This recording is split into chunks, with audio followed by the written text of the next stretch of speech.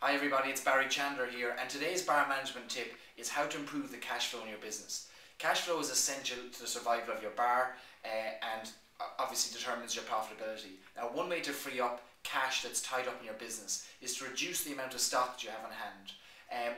And what's that's referred to in the business is understanding your par stock levels. Now, what is par stock? Well, par stock is the amount of stock you need on hand to have in standby in case of a surge in business, but also sufficient to service the level of business you're expecting.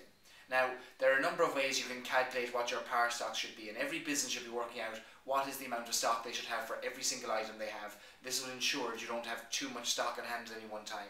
Now, there are three ways for working out your par stock levels. Your first what you need to do is you need to work out what your consumption is.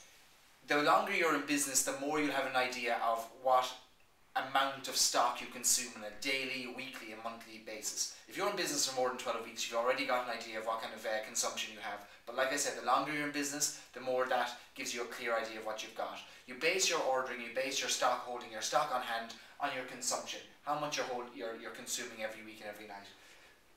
Number two is you've got to work out your stock on hand. Before you place your orders, you've got to calculate, well, what have I already got in stock? There's no point just ordering what you've consumed. If you consume 12 bottles every night and you're continuously ordering 14 or 15 bottles just to be safe, well, you've got 2 or 3 bottles every night building up in your storerooms that aren't being used. So ideally, before you place your orders, you have an independent stock taker come into your business and give you a stock take of all the stock on hand. And you use those stock on hand figures for placing your orders. The third thing you need to understand is your business itself.